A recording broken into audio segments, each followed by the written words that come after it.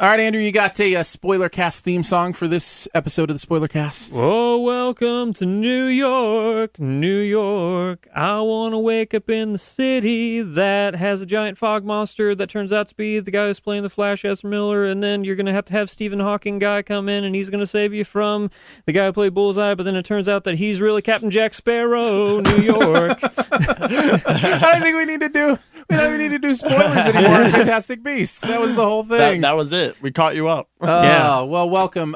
This will be a little interesting since we talked about 3 movies during the podcast.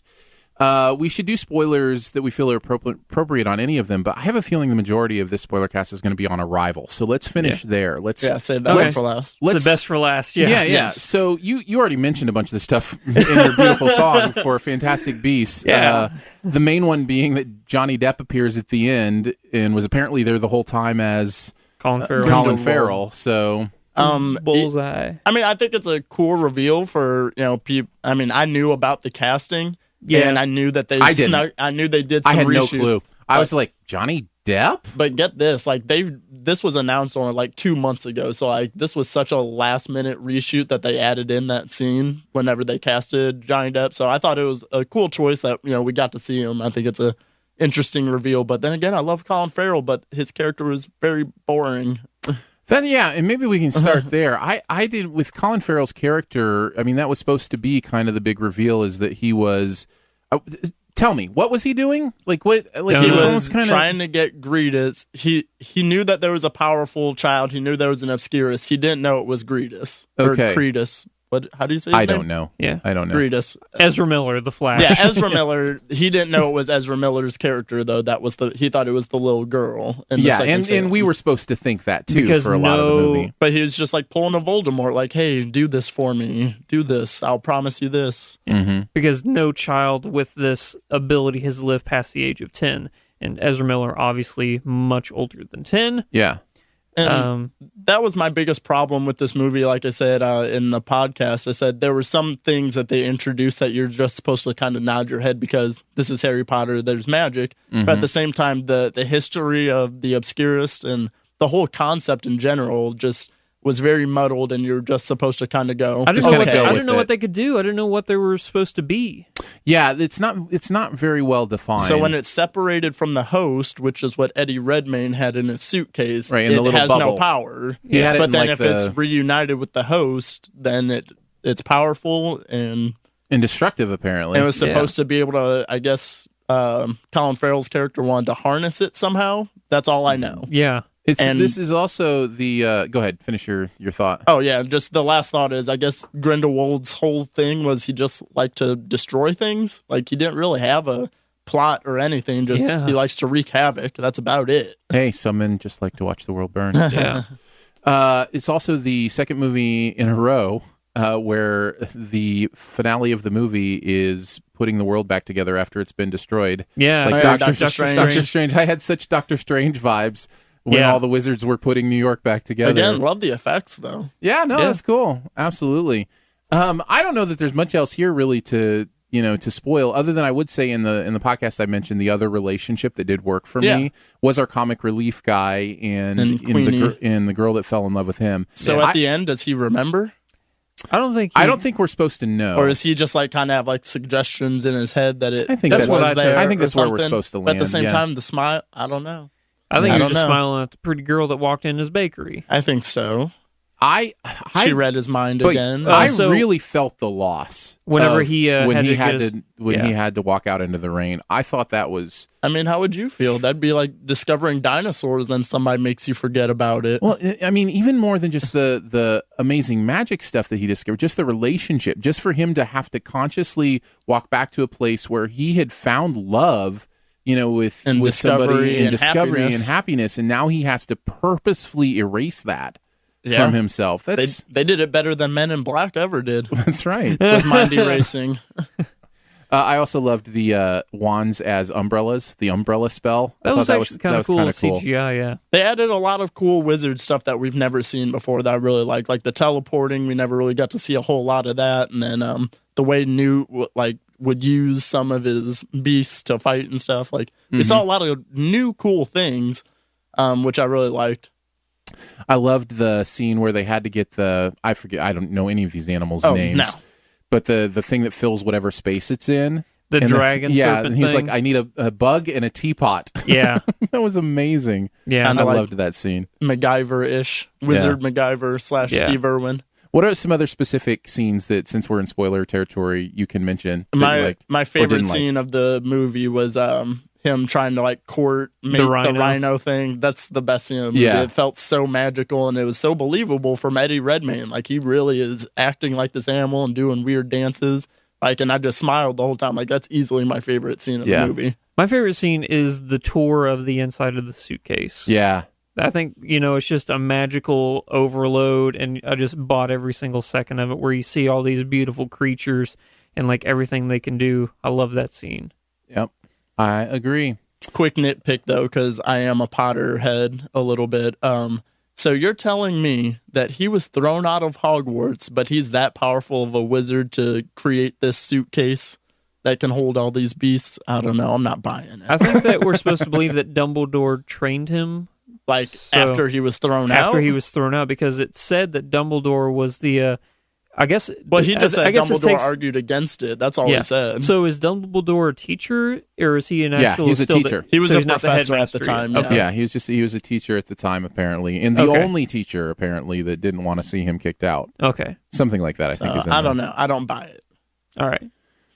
I'm willing to buy it because it's magic, whatever. Yeah. I don't know how it works. They have 4 more movies to convince us of it. That's right. There you Oh, go. geez Louise. I don't want them. Are you sure? We enjoyed this one. I mean, I enjoyed it, but like I said, I want completely separate anthology Harry Potter movies. It'll be interesting. I am very firmly and vehemently in the never prejudge a movie camp. Like I always want to give the movie a chance until I've seen it.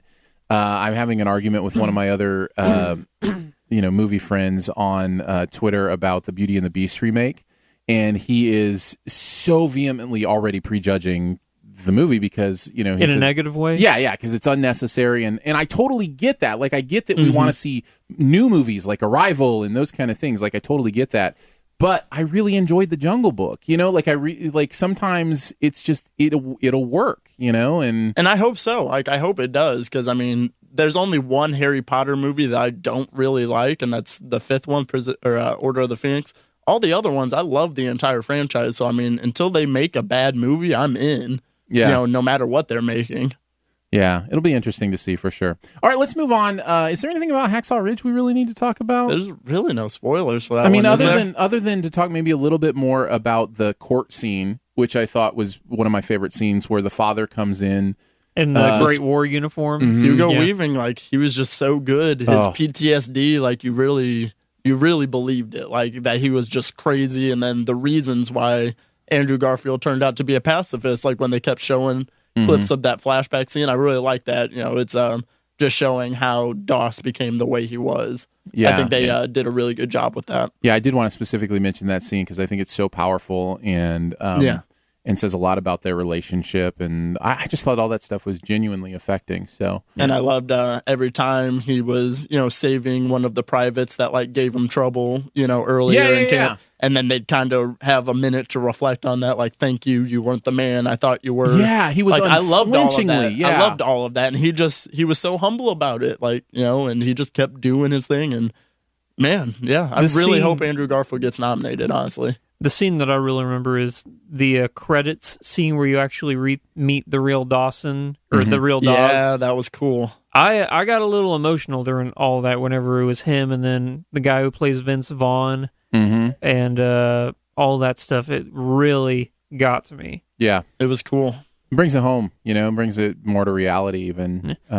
This is a movie that makes you realize how good you have it because of people like this. Because of what men that are 15 years my younger were brave enough to do. And it really puts things in perspective. Yeah, absolutely.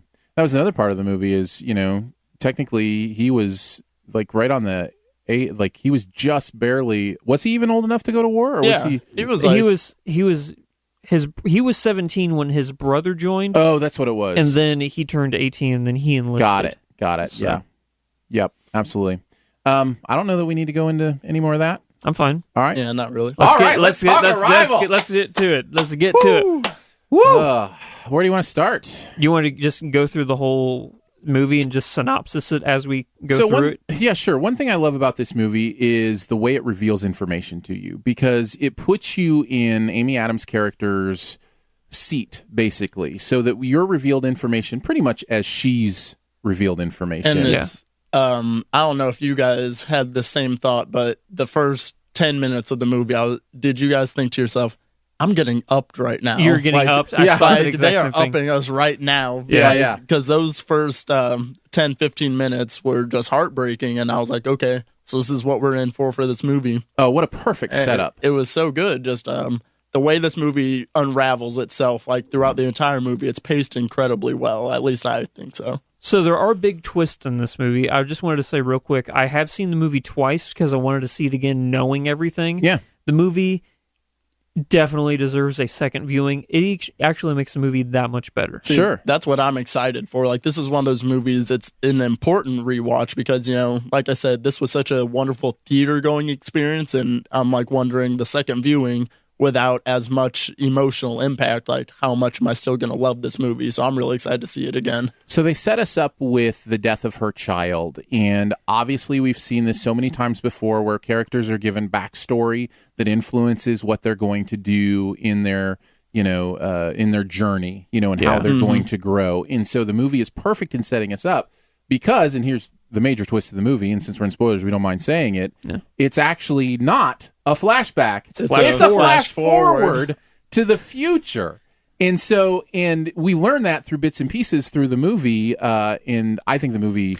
When did you realize that it was a flash forward? That's what I said. Like, during the podcast, there was a moment that I was starting to doubt this movie, and I was like, is this not going to live up to the hype? And then everything started clicking the moment. All it took was seeing the picture with the parents and the bird again. That was me. That was my point too. Mom and dad talk to animals. Mom and dad talk to animals. That Literally was the scene. I was everything like, oh clicked. my goodness. And I got goosebumps. I'm getting goosebumps thinking about it. I was like this. I had my mouth covered with my hand because my smile was so big and goofy looking for how much I was enjoying it. Mom and dad talk to animals. That was my moment as well. Oh man. There was a moment before it was the no sums game. Zero sum game. Yeah.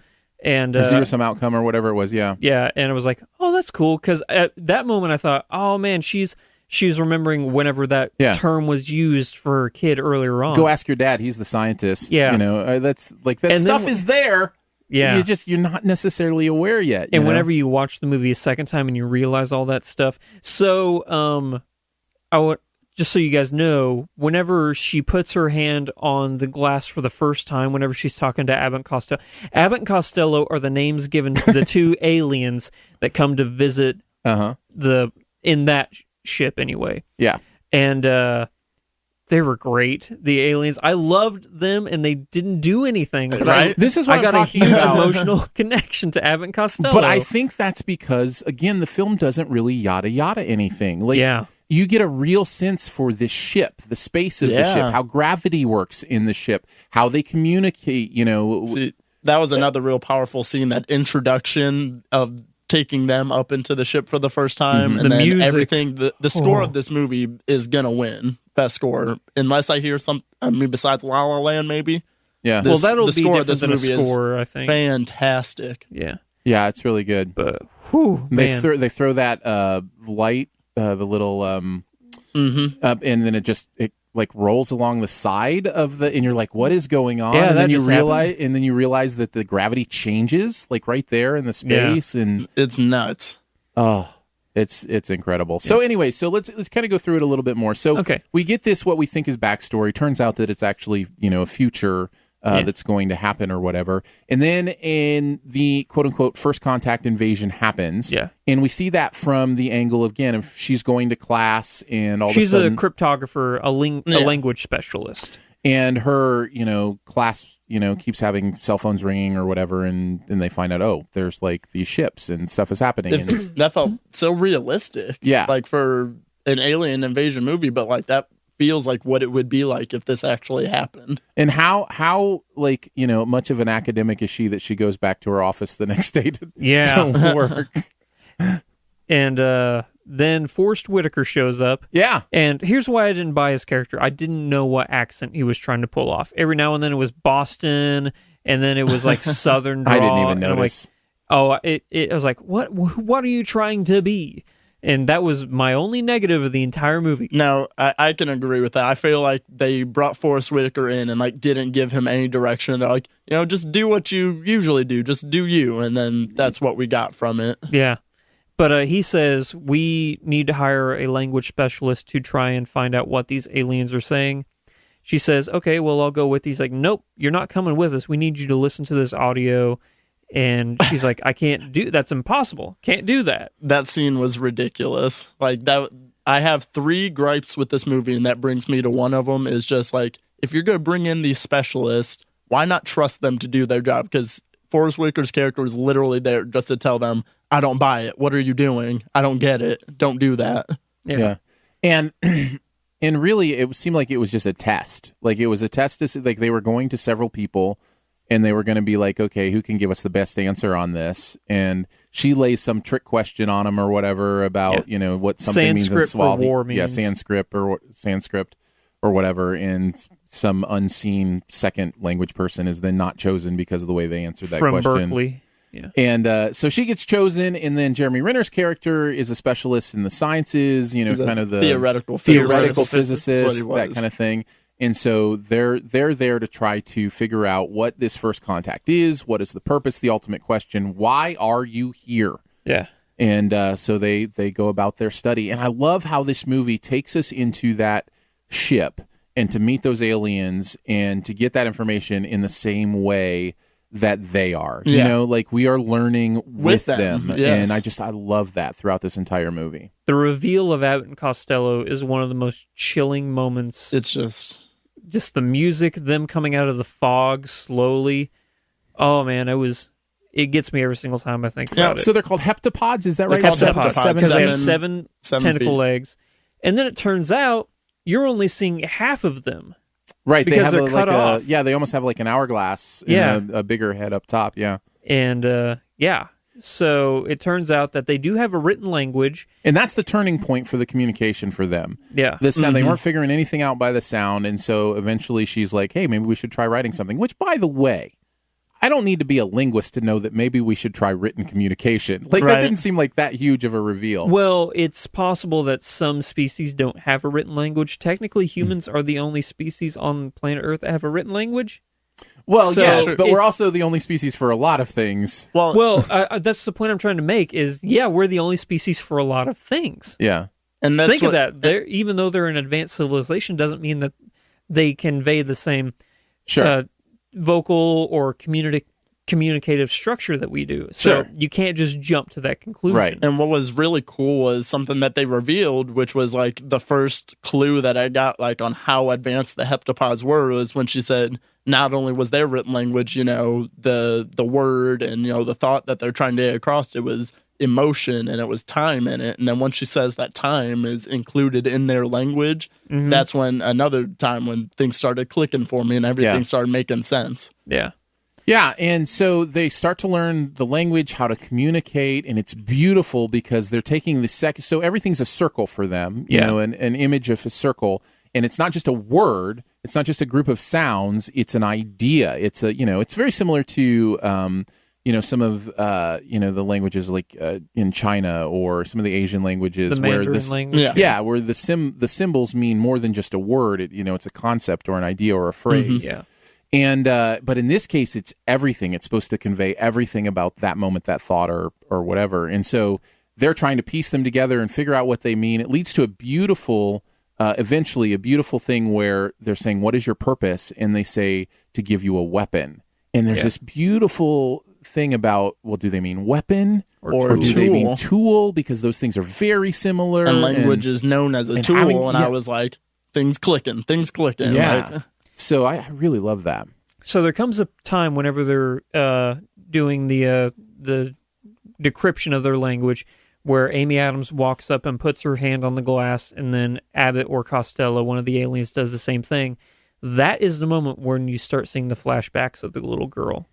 It's that moment because there's the connection between them, because they say or Luis and the aliens. Yeah. Luis and the aliens, and that's whenever Ian is like trying to convey human, because at this point in time, Amy Adams and Jeremy Renner have abandoned their hazmat suits, and they're actually trying to make a more personal interaction with these visitors, and that's when all these visions start coming to Amy Adams. Her dreams start changing. She starts dreaming in their language, and yeah, you were looking like you were about to say something. Well, I was just going to say it's another moment. You mentioned taking off the hazmat suits. It's another moment to me, and maybe this is starting to coalesce around a slight nitpicky negative for me, where I'm just like, yeah, somebody should have done that already. Like, it's like, obviously, you've got the bird up there. The atmosphere is okay. Yeah. Mm-hmm. Somebody should have tested out without the suit a long time ago. Yeah, but it just was needed for the movie. I can for see her why to be they the one wouldn't want to doing that. risk it, though, because they're still trying to be as realistic as possible, because it's like,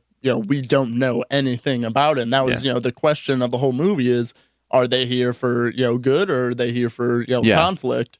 And but if they have, I guess my thought was, if they have created this space for you to come into their space, right? Mm-hmm. And if their goal was just to get you up there and gas you to death, that doesn't make any make any sense. Sure. So I thought that was something that was like, oh, I get it. It needs to be one of those big movie moments where she takes off her helmet, but.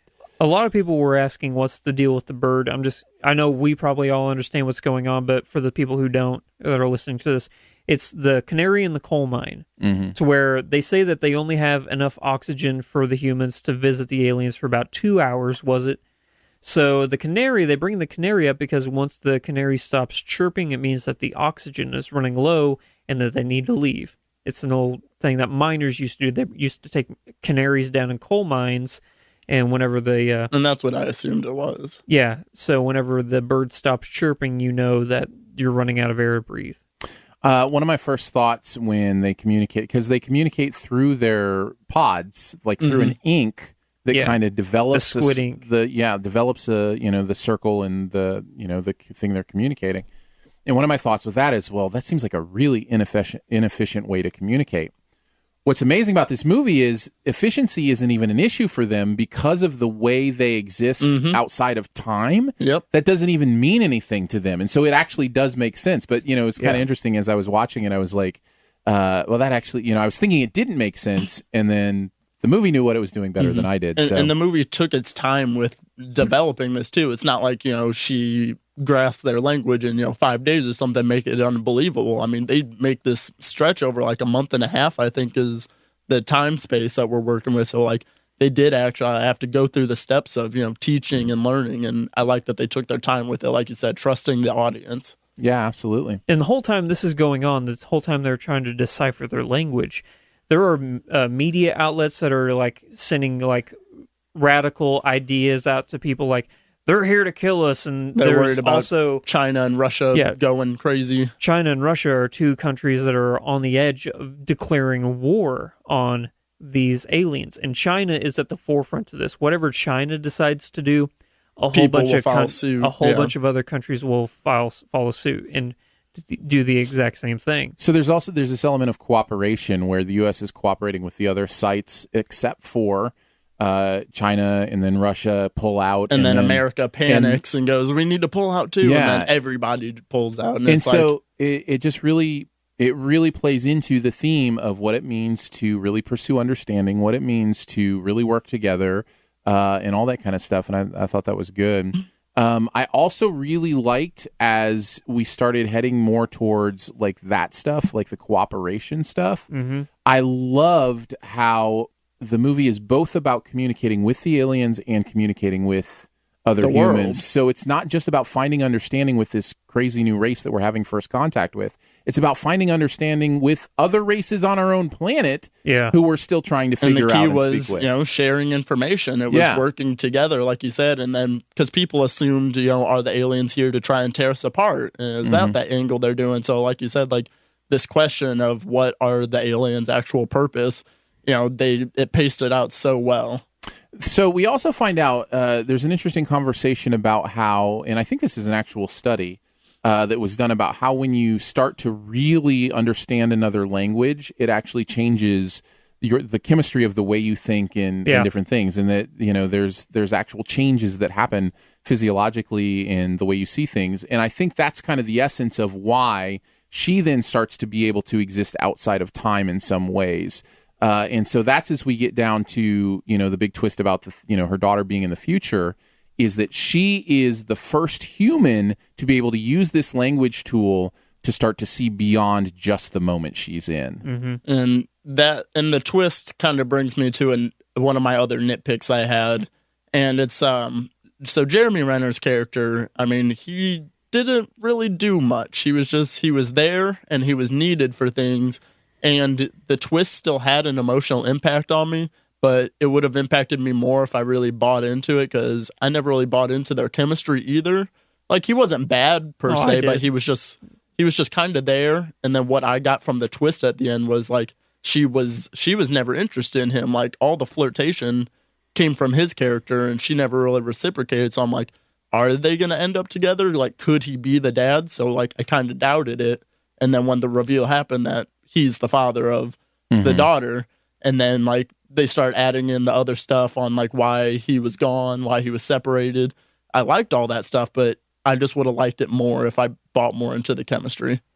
Yeah, I bought their chemistry all right. I didn't know that the movie was trying to make them a true couple yet. I felt like we were just seeing the initial stages of two people who are getting to know each other and appreciate each other and respect each other, as opposed to be romantically involved. I felt like we were on the very early stages of that. So I don't feel like we saw like the real chemistry part of what brought them together. Because I mean, they never even kissed in this movie. Right, exactly. Like, it never happened. So I feel like we were just maybe you're right. Kind of that initial stage. Just something felt a little bit off about it. And like I said, the third act is so satisfying, and learning how all that was connected. And I still bought into it, and I still had the emotional impact, but just like, it could have been just a little bit better. But like, that's a tiny nitpick. So in order to get to the end, she has to convince China and everybody to work together again. And in order to do that, she uses her new time manipulation, future seeing skills to know what the Chinese leader's wife said to him on her deathbed. And the reason is because he tells her that at a future conference. It's really hard to explain. And it is really hard to explain. It makes sense, because that would have been the only way he would have believed her on the phone call that she had to make to share the information. So I mean, it makes sense, but at the same time, it was a little bit of a cop out, I'd say. Like, hey, whisper this exact phrase into my ear for me to recite back. Yeah, but here's my cell phone number, which you're seeing for the first time, even though you called it all those years ago. Here's my private number. You have it. And then she was like, oh, yeah, I do have it. No, that whole thing I'll take it, though. was incredibly difficult to convey. Like, we're having difficulty conveying it right now. Yeah. So the fact that Denis Villeneuve was able to do that speaks volumes to his capabilities as a director. And I don't have any problem. I've talked often on this podcast and in other places about how difficult time travel is for me to buy into, because there are so many paradoxes and things like that. This movie, since 12 Monkeys for me, is the movie that has handled time manipulation the best for me. And that's the thing, like, the fact that it wasn't actual time travel in this movie, they didn't put that burden on their back. With the time manipulation, it's easier to get away. It's time understanding. It's not time travel. And this like non-linear concept was, and it makes more sense. And but time travel is one of those tricky things in movies, like, to do correctly. Let me ask you this. I'm really curious to hear your answer to this. Do you think she had a choice to not have her child, like to change things? No, that's what her dilemma was, because she knew if she chose not to have the child, like, she knew that was going to be an outcome of her sharing the information. So I understand. Correct? Would that make sense, Andrew? Since you've seen it twice. The way I took it is because she says in the movie at the end that if you knew the outcome of something, would you still want to do it? And she was, doing the flashbacks about, her kid getting sick and that her kid in the future was going to die. And she says, for me, I wouldn't change a thing. You were worth it. You were worth the pain and everything. So For me, I took it as she did have a choice to have the kid. Mm-hmm. That's how I took it. Yeah. But what's interesting is this is so hard to explain because we're getting into ideas of free will, predestination, all those kind of things. What's interesting is I think you can interpret this movie to say that both things can be true, in that it is both true that it's always going to happen that way, because if it doesn't, then the paradoxes start. So everything is always going to happen the way that it's, that you, and also you still have free choice. Here's my question to you, because I feel like there's two different ways to interpret this as well, on how you're going to take that is. And something I noticed from my reaction from other people in the theaters is if you have kids, if you have that connection and knowing, does that affect you making that choice? Because I saw at the end of the movie, there was a mom and her daughter, and they were just both sobbing, sobbing together. And so I was like, okay, they got something a little bit different, a little bit deeper, sure. I don't know if that's two different interpretations. So how about you? Aaron, as a parent, did this affect you? Really? I haven't had, I haven't lost a child. So that's, that certainly would be a whole nother level of understanding of what's going on. What's interesting for me is in understanding kind of what the love for a child looks like, which I always hate saying it because I know it's cliche, but I never understood what that was until I had a child. It's hard to explain. And I always hate saying that because I don't want somebody to feel like, that makes my experience better or anything. It's just I can't explain it. I never understood what it meant to love somebody like that until I had a child. So I think there is something different there and deeper there that you can take from it. I will say this: when you step outside of time and you see pain and loss as just part of the overall process, so your kid going through an awful disease and dying is no different than the pain you experience for a woman during childbirth. That's an extreme pain, but it's worth it because you have a child. So when you're outside of time and there's no progression, the pain of losing that child is the same as the pain of having that child because there's no progression of it, and the beauty outweighs the pain. So I don't know. Just the fact that we're having this conversation makes this an amazing movie. Yeah, that's what good films do, and that's what a lot of Villeneuve's films do. They are all thinkers. I've only seen 4 out of his 7 films. I'm currently catching up. I just watched Prisoners. I watched Enemy, and then Sicario. These are all thinker movies, and that's just how good of a director he is, just evoking these emotions and discussions. Yeah, Arrival is my second favorite Villeneuve film. It's my favorite Villeneuve film. Oh, it's easily my favorite Villeneuve film. Yeah. Prisoners is still my number 1. Yeah, you love Prisoners. Prisoners is, I think, my 15th favorite movie of all time. I was a little bit let down by Prisoners. I liked it, but really? I was a little bit let down. I was telling Aaron about that yesterday. I just watched it a couple days ago. I did too. I showed it to my friend because we just finished watching Arrival, and he's like, I've never heard of this director. I'm like, well, have you watched Prisoners? He couldn't sit down. Yeah, you mentioned that on your podcast. Yeah. Yeah. We've had the Prisoners conversation before. I don't think it's an awful movie. I just didn't like it the same way that you love it. In fact, what are the other Villeneuve movies? Sicario, which I Enemy. didn't like. I liked Sicario. I didn't like Sicario. I don't remember Enemy. Enemy was the Jake Gyllenhaal finding his doppelganger sort of movie. Maybe I didn't see that one. I liked that movie a lot. It's pretty good. I had to watch it 3 different times to really grasp what was going on. So what are the other 3 Villeneuve He has films? one called Polytechnique. It's a French film because he is French, and it's shot in Canada. He has one that's called 32 Days of August or something like that, or 23 Days of August. Incendies? And then Incendies is his other one. So those are the 3 I haven't seen, and then the 4 that we've already listed.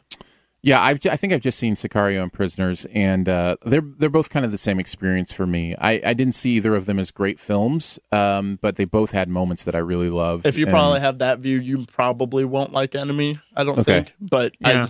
I'd still recommend checking it out. Absolutely. Anything else you wanted to go into with with Arrival? Just to recap, my number 1 film of the year so far, your number 1 film of the year so far, Aaron, and your third favorite film of the year? Yes, my number 3. So, no, number 4. Number 4, I lied. Regardless, I think that should speak volumes to how phenomenal this film is, and that we can't recommend it enough for people to go and see. Absolutely. It is definitely not a film you can watch in the background.